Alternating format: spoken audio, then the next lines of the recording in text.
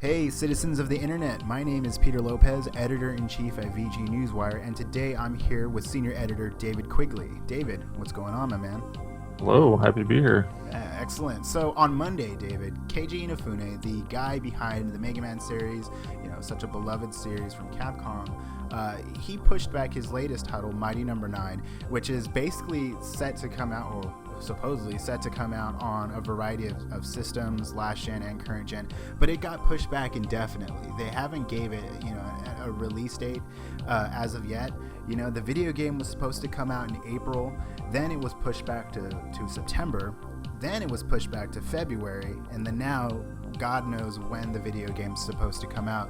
So, I guess the question I have for you, David, is are video game developers announcing their video games too early?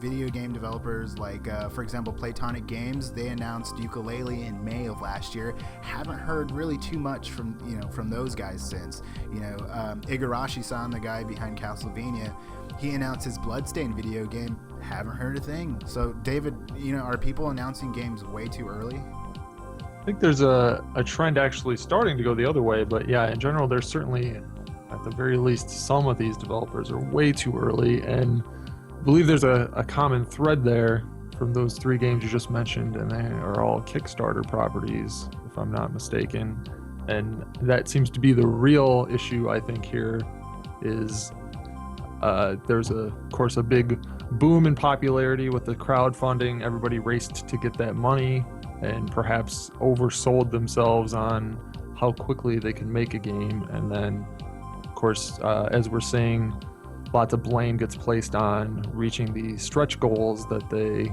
promised to meet based on the amount of money that they received. Right. I would have to agree with you. I feel like Kickstarter, it's like a fantastic thing because it has a lot of people who are funding these projects, but I also think it puts a lot of pressure on the developers, right? Like, they have these large thresholds, like, hey, donate X amount of dollars here and we'll get your game, we'll get the game on Wii U, we'll get the game on 3DS or PS4, whatever. So it's like they have to abide by those, they have to do what they say. And I feel like that's stretching, in this case, Keiji Inafune way too thin, because he, at launch, I believe, don't quote me on this, but at launch I think he has to have that video game, Mighty Number 9, on I want to say like 5 to 6 different platforms. Yeah, it's crazy. I think a big part of this is it's when a creator like this is used to working for a Capcom or a Rare or whoever.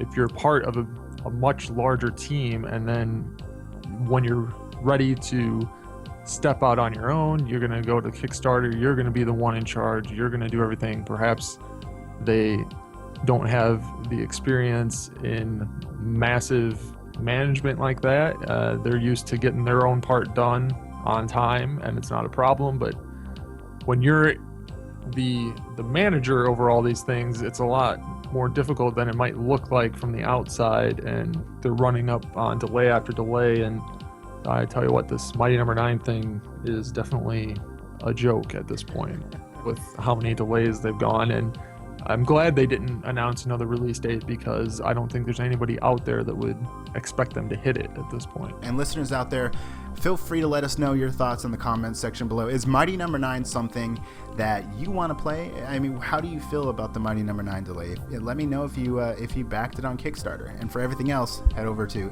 vgnewswire.net.